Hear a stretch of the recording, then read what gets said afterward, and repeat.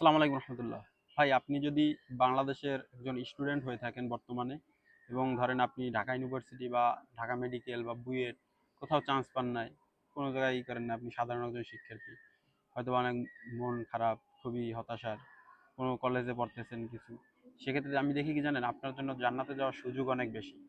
কিভাবে সুযোগ বেশি দেখেন, এই মুহূর্তে আপনি হয়তোবা লক্ষ্য করবেন যে যারা ভালো স্টুডেন্ট চান্স পাইছে, অনেকেই ভালো, আমি জানি না কার মনের ভিতরে কি, তবে অনেকেই অহংকারী হয়, অনেকেই নিজেকে খুবই সুপিরিয়রিটি ভাবে, খুবই উচ্চ পর্যায়ের ভাবে, মানুষকে দাম দিতে চায় না। সেটা খুবই কষ্টের বিষয়, কিন্তু আপনার জন্য আল্লাহ তালা একটা পথ খোলা রাখছেন। দেখেন ভাই, দেখবেন যে বাংলাদেশে যারা ভালো ভালো পর্যায়ে পড়াশোনা করে তাদের অনেক দাম দেয় মানুষ, কিন্তু যারা ভালো কোথাও পড়াশোনা করে না কিন্তু ভালো স্টুডেন্ট, তাকেও মানুষ দাম দেয় না, মানে অমূল্যায়ন করে, অগ্রাহ্য করে। সেক্ষেত্রে মানুষের দাম পাওয়া না পাওয়া কোনো বিষয় না, কিন্তু সেক্ষেত্রে যেহেতু মানুষ সামাজিক জীব, এই ক্ষেত্রে মন মানসিকতা অনেক ভেঙে যায়, অনেক কষ্ট লাগে। কিন্তু আপনি আল্লাহর কাছে কান্নাকাটি করেন ভাই, আল্লাহর কাছে কান্নাকাটি করে জান্নাত চান। দেখবেন আমি এরকম বদ্দুয়া দিই না যে যারা ভালো জায়গায় চান্স পাচ্ছে তারা জান্নাতে যাক না, আমি চাই সবাই মিলে জান্নাতে যেতে চাই। কিন্তু তাদের থেকে আপনি যদি আগে জান্নাতটা নিতে পারেন কান্নাকাটি করে, যেহেতু আপনার মনে কষ্ট, এখন আল্লাহর কাছে বেশি কান্নাকাটি করতে পারবেন।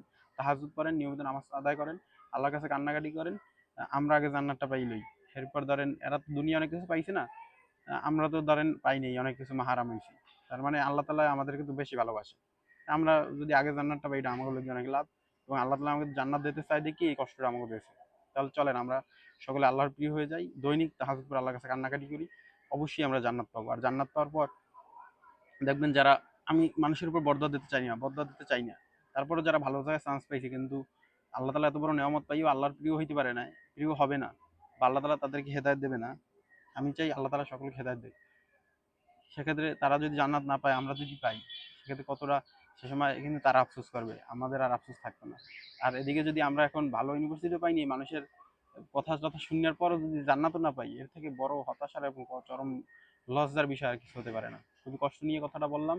যদি এরকম এই বয়সে আমার বয়সী কেউ থেকে থাকেন বা থাকেন, তাহলে অবশ্যই আপনারা জান্নাতের প্রতিযোগিতায় নেমে পড়ুন, আল্লাহকে প্রিয় হওয়ার চেষ্টা করুন। সকলে ধন্যবাদ। আসসালামু আলাইকুম রহমতুল্লাহ।